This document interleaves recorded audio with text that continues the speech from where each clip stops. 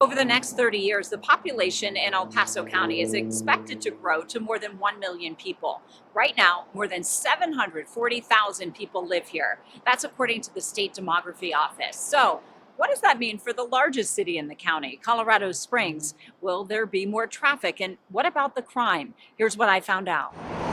Austin Bluffs and Academy is one of the busiest intersections in Colorado Springs. And if you hit it during the busiest times of the day between 4 and 6 p.m., you may have to wait for the lights to change twice before you get through. You don't think it's bad if drivers are waiting for 2 cycles? I don't think so, especially during the peak hours. Todd Frisbee leads the traffic engineering department for the city. He says their goal is to limit delays at intersections to between 30 and 50 seconds. What we're trying to do there is provide just enough infrastructure to provide an acceptable level of service during the peak times. But does acceptable become intolerable as more and more people move to the city? Frisbee says not necessarily. Because there's not land for that additional growth. That growth, he says, instead is expanding east. And he says his department has a plan to help as it does. The money comes from an extension of the Pikes Peak Rural Transportation Authority's sales tax, approved in 2022. Voters, as you know, approved the 1-cent sales tax. 55% of that goes to capital projects.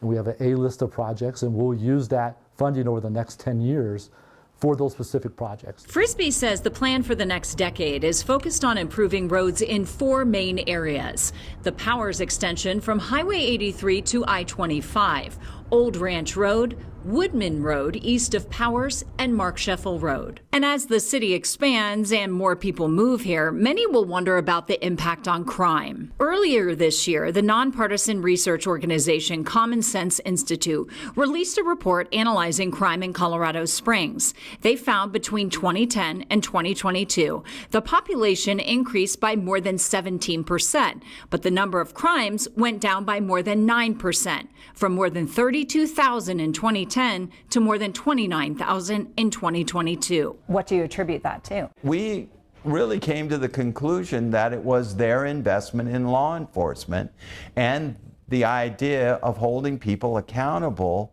for the things that they're doing. Investment how?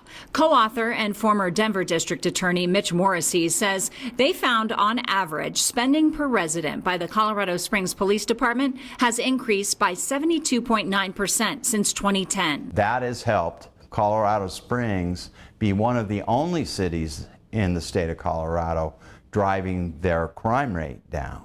So yeah, their population is going up, but also their crime rate is going down because they are investing in law enforcement. And if Colorado Springs Mayor Yemi Mobolade has his way, that investment will continue. Very early into my administration, I have come out of the gate swinging and showing that support for law enforcement is really important, that we're going to tackle our slow response times. We're going to tackle the problem around retention and recruitment, and the new police training academy really helps to support those initiatives. So the community should expect those numbers to keep getting better. We asked Mayor Mobolade if there are any budget cuts planned for police, but he says he doesn't know yet. He expects cuts will be made across the city because of a decrease in sales tax revenue during this economy. The budget will be presented to City Council on October 2nd.